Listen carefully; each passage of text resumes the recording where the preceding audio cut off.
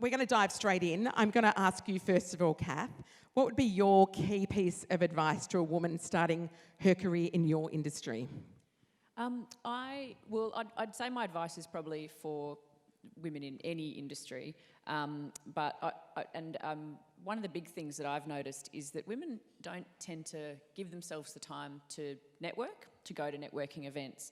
So I did want to give a big shout out to BGC for putting on such an awesome event today, but also bringing so many of your team and stakeholders along. So that is really awesome. But what I'd also say is to everybody here, I think you've been to this one, but kind of think about all the other opportunities that come up where you might not necessarily go, well, will that be valuable to my career? Because my observation, having worked in many male-dominated industries, like media and politics, is that the blokes are really good at going to lunch.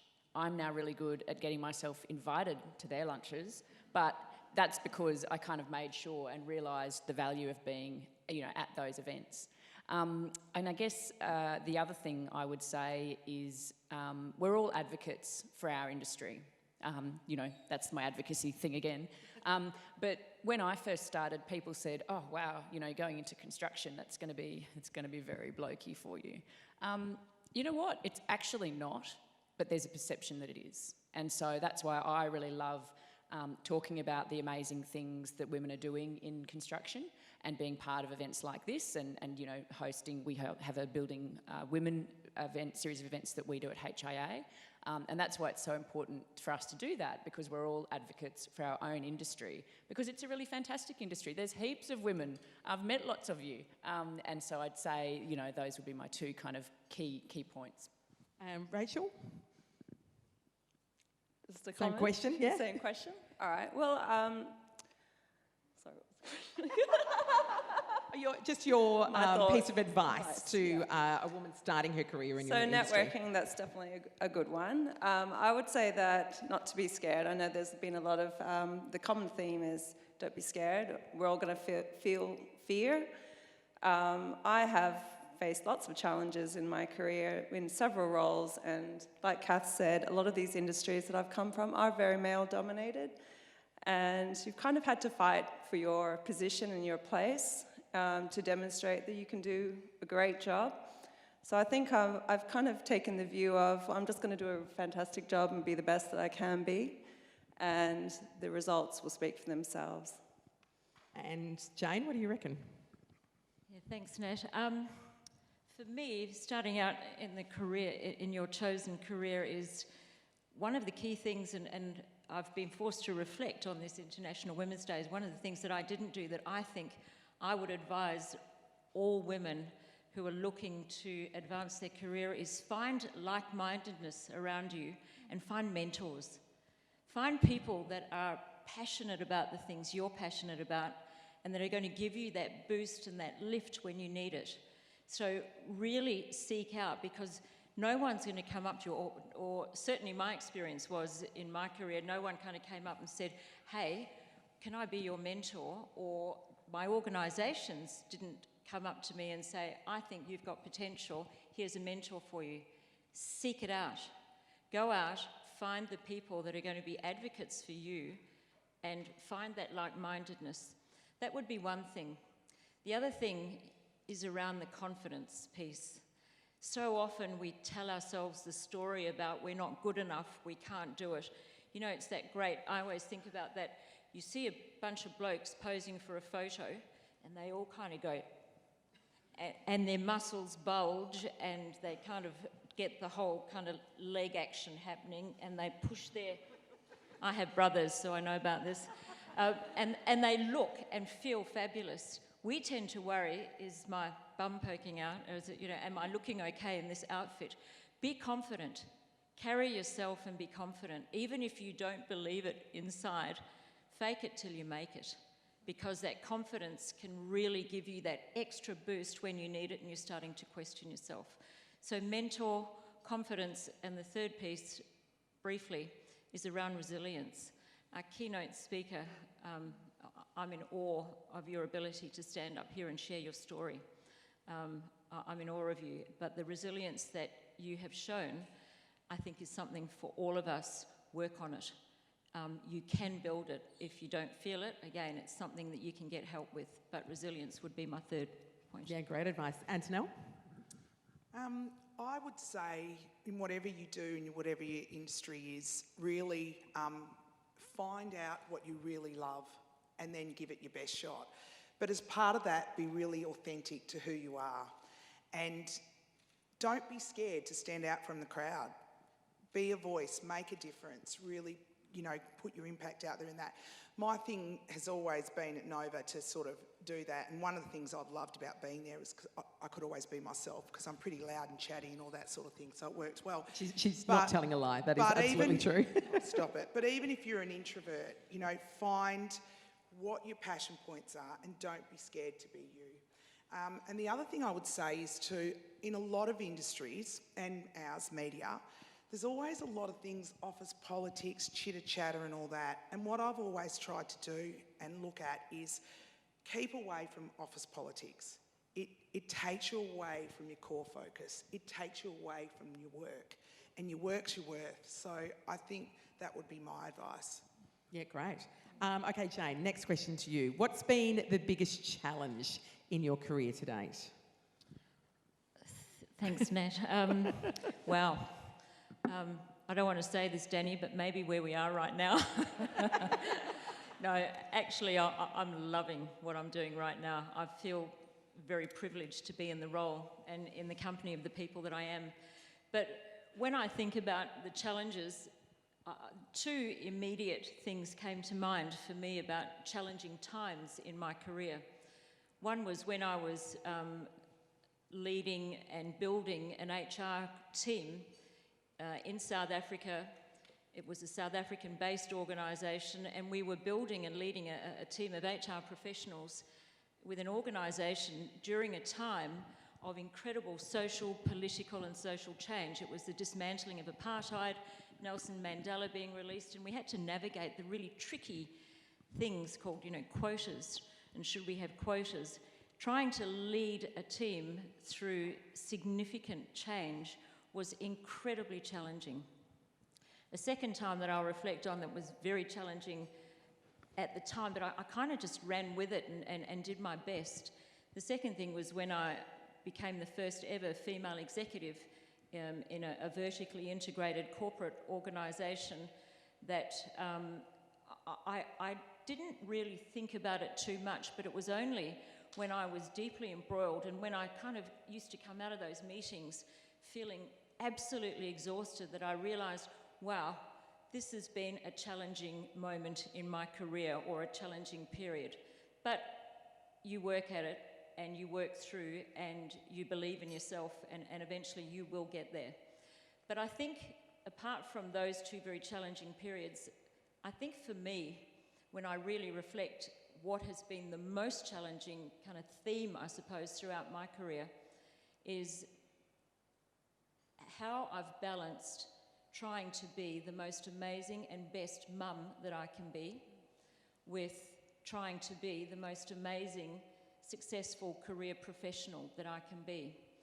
It's been a really tough gig for me over the years when I've had to trade off trying to be the mum that is involved in school, can go to the sports days, can go to the assemblies in the morning, and you're trading off with a business trip, although we're not doing much of that these days, trading off those things and those moments that you want to be both. And that's something throughout my life, I've just wanted to have it all.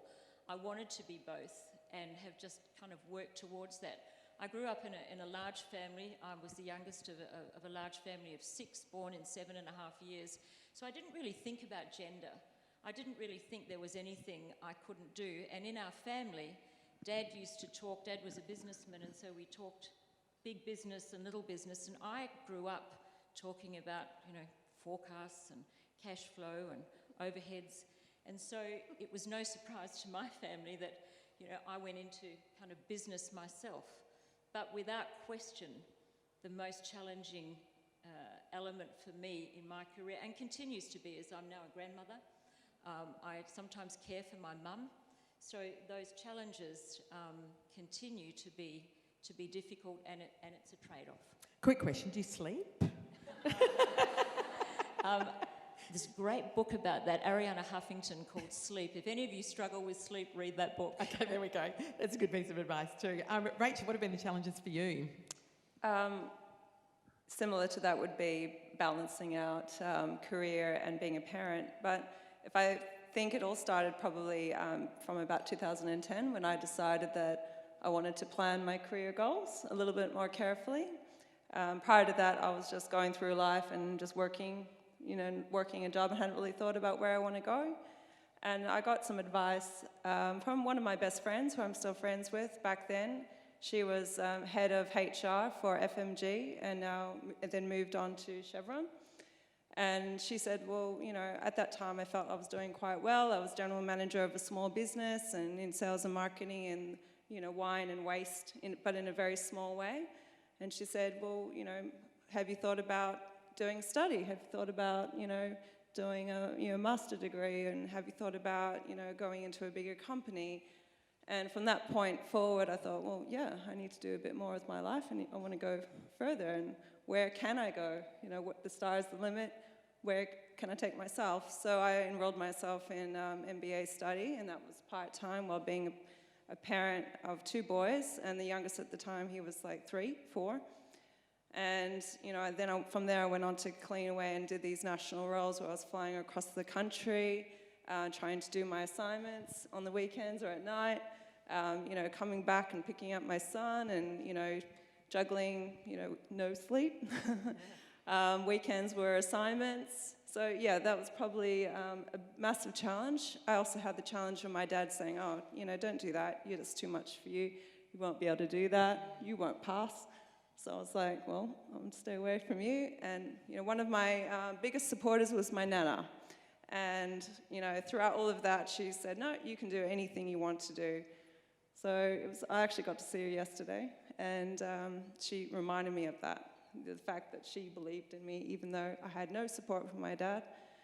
And so, yeah, I think probably those 5 years of juggling a master degree, working full-time job, and this is, we're talking, 60 hours a week, as well as trying to be a good parent to young children, was definitely one of my biggest challenges. So many people nodding right now.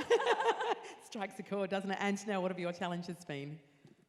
My challenges, I'm not going to lie that last year felt monumentally challenging in media. That was hard, and I think it was hard just because of managing the people, and a lot of people, those people, our staff at Nova in this room, that was hard, and getting through. That was a challenging period just because of the change. Every week was a change, and trying to manage people's mental health, our performance commercially through that. But that, when I look back at that, I thought, oh, well, we got through that and we've done really well on the other side. So you go, well, was that really that challenging? And then I think back to what happened at work, to our workplace at Nova in 2019, and I think that's probably one of the most challenging times in my professional career. I was lucky enough to have an incredible boss. His name was Jamie Martinovich, and in terms of women and women in the workplace, this guy, I cannot talk more highly than him. He was so supportive. He supported me. For 14 years, he was my boss. And he was our commercial director and market lead, and he passed quite suddenly.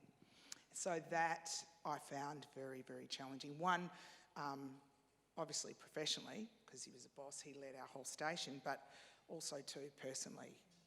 That was hard. And the thing was, he died, and we literally, we had to keep going. We had a radio station to run, ads to get to air, clients we had to keep going. So that was hard because we got to December and we went, oh, did we even stop and think? It was a hard period. So I think that, and that resilience, and leading my team through that, because we all loved him. So that would be mine. And Cath, how about you? Well, I was Troy Buswell's advisor for a while, so there were some challenges there.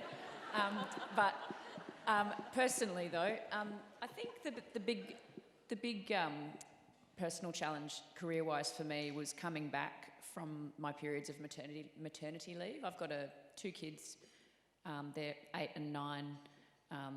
My Insta posts are all hashtag tiny flatmates because it's just the three of us, and they kind of come to events and do stuff with me when I can't kind of get the nannies to turn up.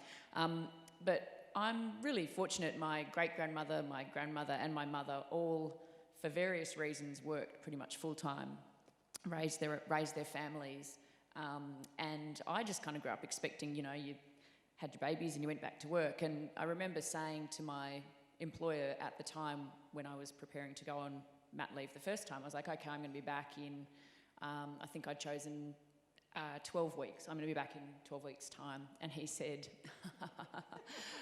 I'm going to write down 6 months, okay? And I was like, but what, can I come back? I want to come back in 12 weeks. That's what I'm going to do. And he was kind of trying to do me a favour in his way. So I kind of was very confused then about the kind of mother I was meant to be and the kind of career and the kind of work I wanted to do. And so, I did come back in 12 weeks' time as a surprise, because that's what I said I was going to do. And then, we had my next baby quite soon after, and again, they're 16 months apart, so for any of you who've got, kids, that was a lot of work. But I don't really remember the first year, but I thought at that point, well, I should be a better mum. And so what I should do is not race back to work. And, I was working in a kind of pretty big job, and I thought, no, what I should do is stay at home. And I have to be really honest, I fell into the worst postnatal depression because I was terrible at it. I had, I was just from, I know how to kind of go to work and I know how to do that. And, we all learn when you're being a parent for the first time. But I think it was because I wasn't actually doing what was right for me. And so I remember the turning point was I'd got a Thermomix, because that's also what you do when you're being a great mum. So I was making a lot of hot, wet rice and freezing it and pureeing just about everything. And then I started a Facebook page for Thermomix. I wasn't a dealer or anything, but I was just so out of my mind with needing something else. And my then husband came home and he's like, do you think it's time to go back to work? I was like, yes, I do. And so it just really, I've kind of tried to always talk about being a working mum, to say it's okay, you don't have to, you can be a working mum, you can come to work, you can work full time. I see a lot of women that I've employed over the years who they're coming back to work and they go, oh, I'm just going to do 2 days. Just 2 days. And I say, are you sure? Because if you end up working 4 days and I'm paying you for 2 days, I'm part of the problem, right? So if you think you've got 4 days worth of work to do, start at 4. If it doesn't work, then we can go back to 2 days. But you've got to make sure you're actually kind of being honest and kind of valuing yourself. But it's okay if you want to go back to work 4 or even 5 days. So yeah, that was a big challenge for me, and something that I really obviously reflected on. But and something I try and talk to young women about now who are thinking of having children or are about to have children. Hey, Jess Berry. Do you still use the Thermomix? No, not as much, but the nannies are really, really good at it. Okay, well, that's all that matters. Okay, next question. I'm going to throw to you first, Antonell. We at Nova all know you're a great leader, but how do you proactively lift others around you to help their careers? Well, I think it was Jane was talking about confidence, and I think I was lucky. My dad was a huge optimist and a huge influence in my life, as is my mum, but and he always used to be a spreader of confidence in that. So that is one thing I'd like to say that I'd like to do with my team, male or female, is really empower them and give them confidence in their abilities. It's hard, we're our harshest critics, but when we did our engagement survey in Nova last year, everyone wants reward and recognition in that terms of just that, the comment, the thank you, the you're doing a great job, So that's what I'd like to think that I do for my team and my staff. Rachel, what about you? Yeah, I think bringing people up is about encouraging them to make their own decisions and encouraging them that they do know what decision to make. Being a leader in managing people, typically people will want you to make their decisions for you. And if I think about, what I've done to help other women and guys in my team, it's often that. It's really almost, in a way, pushing them to take the step and have that confidence. At Laminex, I had a boss who wasn't my biggest supporter, and Nurul will know who that is. I was very lucky that he did at least give me the go, give me a chance into the state manager role, but he never really supported me a great deal. And he used to always say, have confidence, Rachel, back yourself. And I'd say, I am backing myself. I know what I want to do here. But it was more to the point that it's kind of the thing that people say. People will say, have confidence, and we hear that a lot today. I think it's fair to say that confidence just comes with time, it comes with experience, it comes with learning and research. And what's given me confidence in every little step I've taken in my career has been learning. So if I don't know something, I'll go and research it and go learn. And then all of a sudden I feel a little bit better about what we're going to talk about, or a little bit better about the decision I want to make. And so, and confidence is not just an issue for women, it's also an issue for men sometimes. And, I've got people in our team right now that I'm doing the same with, saying, you actually can do this. I've seen you do this really well. You can achieve that. And already I'm seeing these people flourish and grow and develop and, lead their teams, have better conversations in managing their people so they can get better outcomes. Yeah, nice. Jane, how about you? I think for me, the key is building trusting and supported relationships. I've have a fabulous team that I work with, and so instilling trust in them and belief and empowering and saying, I believe you will make the right decision and I've got your back. I think that's probably number one for me, is having trusting relationships. Number two, I think it's when you make a mistake, and we all make mistakes, embrace it as part of the learning. You can't be perfect. You're not going to do it right every time. Let's learn from it. Let's see how we're going to make sure we don't do it another time. And if you do, I'll wrap my arms around you. I'm a bit of a hugger. COVID was awful for me last year. So my team know, don't come. There's some that say, don't come near me. Okay, I respect. But there's nothing wrong with a bit of a hug.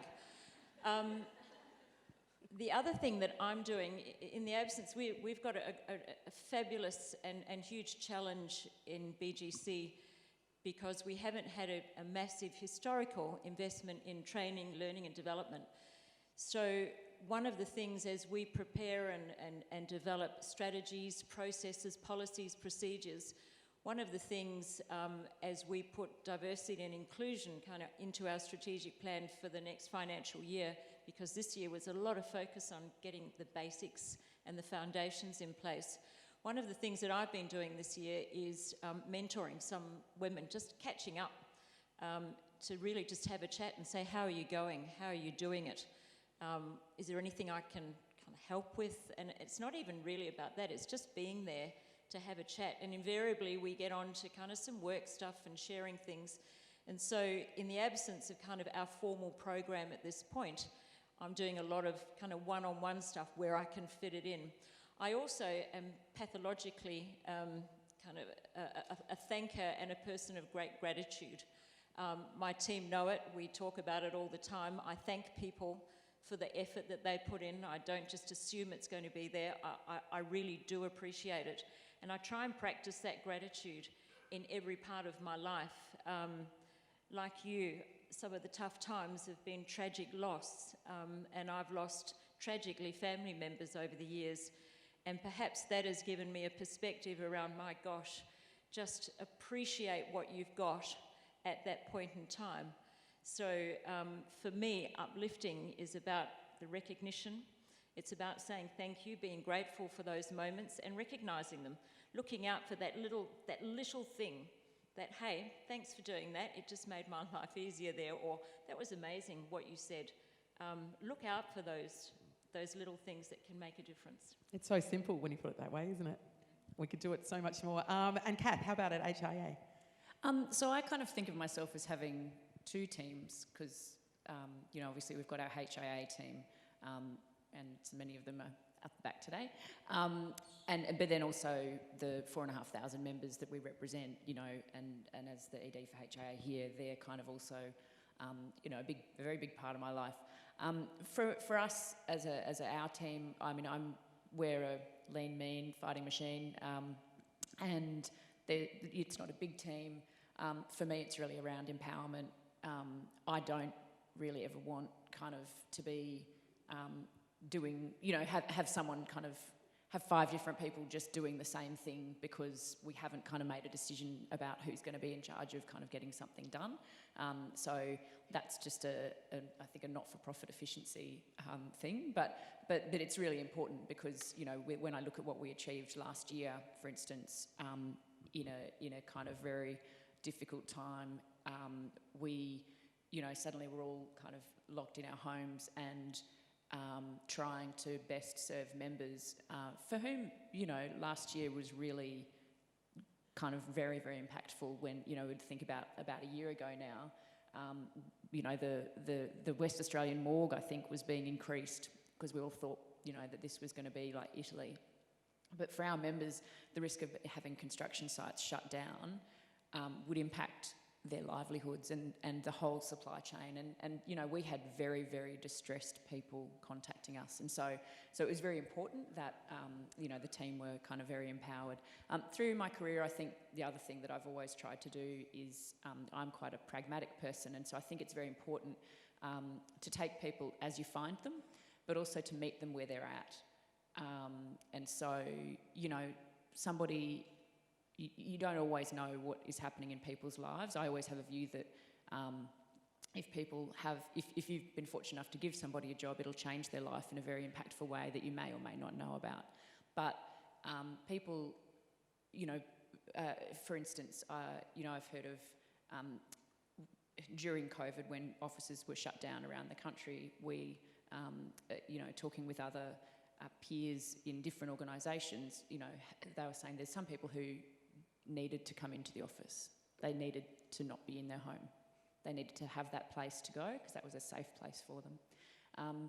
They're difficult conversations, but I think, as leaders, you take people as you find them and you meet them where they're at. And that's kind of an important thing as well. They might not be ready to share kind of their background or reasons why with you, but I think kind of people will, if you listen, people will let you know what they need from you. Yeah, great. Okay, final question before we get into some of the questions you guys have submitted. Which women are you inspired by both locally and globally, and why? Rachel, you can go first. So this question got given to me and I thought, wow, this is a really difficult question. So I had to do some research. No, so I think in my career I've been so busy working that, and you obviously have your network of people around you that support you and you draw from that, but it does take a moment to reflect and think about who are those people women that have really influenced me. I think when you look at someone like Jacinda Ardern, if I say her name right, no? In recent times, she's definitely been an example of someone that can be so young, be a woman, and lead a whole country and do a really great job of it. So I think if I was looking at globally, that would definitely be someone that I think, wow, I think we all think that. She's obviously in politics, and I'm not a super political person. So if I think about locally, in my own career, some years ago, I've always had this dream or this vision to be one of these women that are on boards, board management. So it's been like my long-term plan, I guess, or, you've got to have an aspiration to go somewhere. And so many, many years ago, I thought, well, I need to plan this and I need to look at other women and what have they done and kind of look at the journey that they've taken. And, so along the way in the construction industry, I've been to some of these types of events and you hear from these amazing women. And some of these great examples have been someone like, Diane Gander-Smith, some of her pathways. And at one point, I, started looking at them and reaching out. So connecting on LinkedIn. So I've connected with a lot of these types of women and reached out. We talked about mentoring and mentorship, and not just waiting for someone, but actually going and finding someone and looking for someone. So a few years ago, I did a bit of that. But when I look at, for example, someone like Dan, I've been to one of these breakfast things, I think it was with MBA or HA, and she's pretty impressive, and you look at everything she's done and where she's heading to. Another person is Paula West, in our industry. She's, 2016 a Telstra businesswoman and general manager of Inspired Homes, and, on the board with the MBA. And, obviously someone like Cath Hart inspires me as well. But, who wouldn't? Yeah. So someone like Paula and Cath Hart, I think, are great inspirations, really, for women in construction, just to see, what you can achieve and how influential you can be. But the other, there's been some other women that, some of my friends have been very, very successful. And I think the lessons that I've taken from that, a lot of it is, about building your network, getting supporters behind you, making sure that in the role that you're in, you've got people that really want to support you and help you grow. One of the other things that I've also found is that you need to actually ask. You need to say, look, this is what I want to do. If there's any opportunities, you kind of put your hand up. You call out that you're one of these people that want to do more and have more development, and you want to go places. And when I've been in companies where I've done that, they've put me on mentorship programs. So for example, at Laminex, Sasha, she's now their head of GM of sales and marketing. So she's got a very, very senior role, and I connected with her, and she became one of my other mentors and supporters at Laminex. So it's really good and important that as a woman, we are calling out that we want help and we want to be developed and we want a pathway, and reaching out for people around us that can help us and support us. Awesome. Cath, how about you? Who inspires you? So as I touched on before, I will say my grandmother and mother were really hugely influential, and I didn't realize how influential it was seeing all these women go to work. And it is true what they say, you can't be what you can't see. And as I got older and older, and there were fewer women in leadership roles, I realised why, it was a shock to me, because I just thought, we will go back to work after we have kids. Locally, Julie Bishop, I find, is an extraordinarily classy lady. I really, really enjoy Julie. She's so focused, right? But she was so focused in terms of her goal of becoming foreign minister, and she is a real survivor. She's very, very, in that kind of tumultuous environment of question time. And I don't know if many of you know Julie, but she's quite fit. She's kind of quite little, very petite. She tells a story where, standing in question time, the barrage, the screaming in the chamber, in her body, she can feel that sound, that wall of sound going through her. And I just think, you watch her performance, you would never know. So she's just a really incredible performer. And she wears these amazing high heels and has this banging wardrobe, right? So she's really classy. Yeah, thoroughly worthy. Jane, what about you? Inspiration in other women comes to me in many ways, shapes and forms. I'm inspired by my amazing mother for raising us, 6 of us in 7.5 years. She's an incredible, gracious woman who's believed in all of us. My sister also is an amazing advocate for suicide prevention in youth.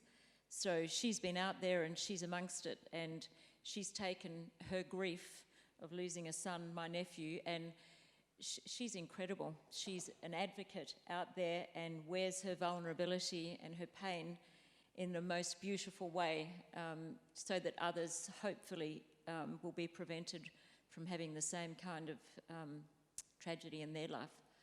So family are very important to me. On the other side, I also had thought of Julie Bishop.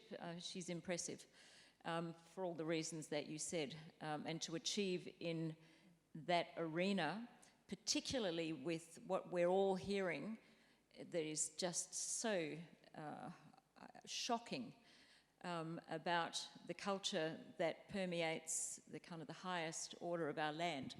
How she survived all that time, I have even more admiration for her. The other one that some of you might disagree with is Angela Merkel has just recently retired after leading Germany for I think 18 years. Wow, what an achievement in that kind of environment. So I think that speaks for itself. But there's one other lady I'd like to share a story about, very briefly, because I know I'm talking a lot. Surprise, surprise. No, that's the idea. It's fine. As you noted when I came up on stage, is I sit on the board of Anglicare WA, and a lot of the work that we do in there is with the most vulnerable in our society, and it's about giving meaning to the youth and homelessness, people who have suffered tragedy in their lives, who just can't make it for a variety of reasons. And for each board meeting that we attend, we share a story, and it's a true story about someone who's been impacted with tragedy in their life. And our last board meeting, a story was shared about a lady, a client, as we like to call them in Anglicare, who had really reached the bottom, the absolute bottom in her life. And she reached out at that point and reached out for help. She was a professional woman who, through a series of events, found herself homeless. She found herself in the most dire of circumstances. And with the right support around her, has turned it around that she's just recently been able to find. She certainly hasn't bought, but that's her aim. She's found herself accommodation. She's found herself a job again. And she's reconnecting with her family through the tragic circumstances she found herself in. To me, that is inspiration. That's the stuff that, when I'm on there, gives me the reason that I take the extra time to give back, because not everyone has been fortunate like I have been.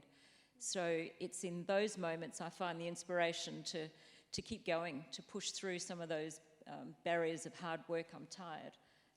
To get on and do something where I can give of my own talents back to other people who need it. And Antonell, finally, who inspires you? I'd have to say a lot of my inspiration, and we've talked about family here and grandmothers and that, one big inspiring thing for me is my grandmother. She has passed quite a long time ago now, probably 20 years. But I think just her attitude and optimism about life. So her story was basically she had 5 children in Italy with no money while my grandfather had migrated to Australia, and that's what used to happen back then. So for 5 years she lived in a small town in Sicily with no money and food. Obviously he tried to send it back, but just her optimism for life, like she came to Australia, and of all places, Kalgoorlie, please. I mean, seriously. But when you met her, the happiest, most loving person, and worked hard and never complained, even though, you know, all of her family, extended family, was still in Italy. And I love that view that even with a hard life, she looked for the good. So that has been really inspirational to me. Professionally and globally, I love everyone. I'd like to say, like, I really love Oprah, and I think one of the things I loved about Oprah was that she didn't fit the Hollywood mould, so to speak. So, you know, she was a bigger lady and all that. And I love that, because I thought, you know, it's her work that makes her stand out. So I don't know if I love her so much over this interview thing. I'm not 100% on that. But I love that. And I've also been blessed that for a long time at Nova Entertainment, we had a CEO called Cath Hart. And as I mentioned earlier, media is very male orientated, and to have a female CEO, for me over the years, was very inspirational. I never forget, she said to me once, before I'd had children, because I agree with the ladies here, the juggle for child, when you're raising a family and career, it is really, it's a challenging time. You question yourself. But I was lucky to have her there in that role, and I used to always aspire and look up to her. And she said to me once, Antonell, they'll never love your nanny as much as they love you. And it made me feel good, because I thought, well, not everyone's going through the same thing. There's a lot of times when you're a woman and a working mum and you think it's just you, but it's all of us have those same conversations in our head. So that was inspiring, that leadership for me. Yeah, nice. Okay, we're going to open it up to the questions on Slido now. So this is one for all of you. Feel free to jump in at any stage. We've talked a little bit about mentorship and how important it's been for several of you. How can someone approach, engage and best use a mentor? Oh, I've got an idea. Go, Cath. I reckon, kind of going up to someone and saying, "Will you be my mentor?" doesn't really solve the problem for them. It kind of it says, can you carve it all out? But if you can go to somebody and say, look, I want to work on my presentation skills and I've seen you present, Cath, is that something you can... So if you can give them something specific, and it also will make you really think strategically about what are kind of these 3 or 4 key areas that you want to work on. And you can find 3 or 4 different mentors, right? And they'll be very flattered that you've thought kind of so closely about them and what their superpowers are. So I'd say kind of really make it specific. But in doing so, you'll also kind of learn about what you think your gaps are as well. Yeah, and I want to say something on that too. I've heard it over the years, people say, I'm too busy, I haven't got time. You're basically saying you don't have time to grow if you don't want a mentor, because that's what you do, to Cath's point. Go and grow that skill set, find what you can improve on and tap into someone else's. I think it's really good advice. Nice one. Okay. There are a few men in the audience today.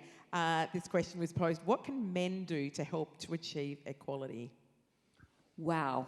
I know. That is a great question. I know, and we've got 30 seconds. Told you I'd talk. So much. There's an organisation out there called Male Champions of Change. So without 50% of our population believing and being part of this conversation, what hope have we got? First of all, educate yourself. Understand. It's not a coincidence that Eddie Maguire had to resign. How many times can you apologise for inappropriate leadership comments? So men, be the role model, seek out help. Ask around, what is it about unconscious bias? What does that word mean? And is it something that I might be perpetuating and I didn't even know it? So those would be the key things from me. Anyone else? Rachel? Yeah, I wanted to say that I think that in the selection process or recruitment process of looking at roles, we should think a little bit more open-minded about getting more of a balance. I know, the question of quotas comes up, and I wouldn't so much say that, except that I have been myself in positions where I'm, going for a role and, there's one female and the rest are all males, and it's quite a few. And talking about bias, there definitely is bias, and oftentimes there's male clubs and there's little cliques and groups. So perhaps it's more about having a little bit more inclusiveness, being aware of the fact that there's probably a little bit of a, the mate club and the boys club. That kind of gets said a lot. And I have definitely worked in areas where it's the boys club and I'm trying to break into the boys club. And I know that I'm not going to do that. And it's, and that's where it becomes a little bit lonely. So I think I'm just having a bit more awareness in our organisations of equity and fairness, and a little bit less of that boysy culture will allow more women the opportunity just to get a start, because that's all they need. They just need the opportunity to have a go, and then we might start to see more of that 50-50 balance in a lot of these positions. Awesome. Well, that's all we've got time for today, but please thank our panel of extraordinary guests for coming along today and sharing their stories.